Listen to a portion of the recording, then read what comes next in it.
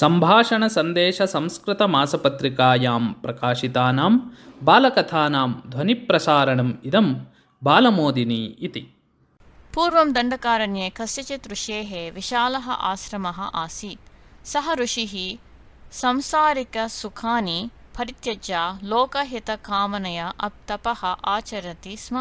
तस्मिन् अरण्ये विविधाः वन्यजन्तवः, पशवः, पक्षिणश्च निवसन्ति स्म। ऋषिः सर्वेषु जन्तुषु पुत्रवत् स्निह्यति स्म। तस्मिन् आश्रमे कस्यचित् वृक्षस्य कोटरे एकः शुकपरिवारः अपि निवसति स्म। ऋषेः हृदये तं शुकपरिवारं प्रति अतीव वात्सल्यम् आसीत्।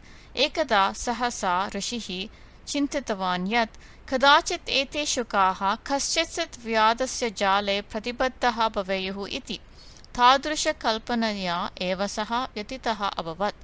अतः सः आपदः शुकान् रक्षितुं तान् उद्दिश्य एवम् उक्तवान्: व्याधः आगमिष्यति, जालं प्रसारयिष्यति, धान्यकणान् विकसरिष्यति। लोभवशात् भवन्तः यदि तत्र गमिष्यन्ति तर्हि प्रतिबद्धाः भविष्यन्ति इति। तदा आरभ्य सः प्रतिदिनमपि तानि एव वाक्यानि तेषां पुरतः वदति स्म। शुकैः शनैः शनैः ऋषेः एतानि उपदेशवचनानि कण्ठस्थीकृतानि। शुकस्वभावमनुसारेण ते तानि वाक्यानि प्रतिदिनान् अनेकवारम् उच्चारयन्ति स्म।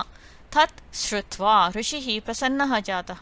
सः विश्वस्तः अभवत् यत् अधुना तु व्याधः एतान् शुकान् स्वजाले पातयितुं न शक्नोति इति। एकदा ऋषेः अनुपस्थितौ कश्चन व्याधः तत्र आगतवान्। यदा सः जालप्रसारणे उद्युक्तः अभवत् तदा एव शुकः यदा पूर्वम् उदचारयन्: व्याधः आगमिष्यति, जालं प्रसारयिष्यति, धान्यकणान् विकरिष्यति, भवन्तः यदि तत्र गमिष्यति तर्हि प्रतिबद्धः भविष्यन्ति इति। शुकमुखात् तादृशवाक्यानि श्रुत्वा व्याधः चिन्तितवान् यत् अत्र जालप्रसारणेन कोऽपि लाभः नास्ति इति। अतः सः निराशतया ततः स्वगृहं गतवान्। आश्रमम् आगतः ऋषिः एतत् प्रकरणं ज्ञात्वा प्रसन्नः अभवत्। मनसि चिन्तितवान् च यत् मम उपदेशः सफलः जातः इति। पुनः कदाचित् ऋषेः अनुपस्थितौ सः एव व्याधः तत्र आगतवान्। इदानीम् अपि शुकाः यथा पूर्वं तानि वाक्यानि उदचारयन्। व्याधः कश्चित् विचिन्त्य एकं प्रयोगं कृतवान्। सः तेषां वचनानि न श्रुतवान् इव जालं प्रसारितवान् एव।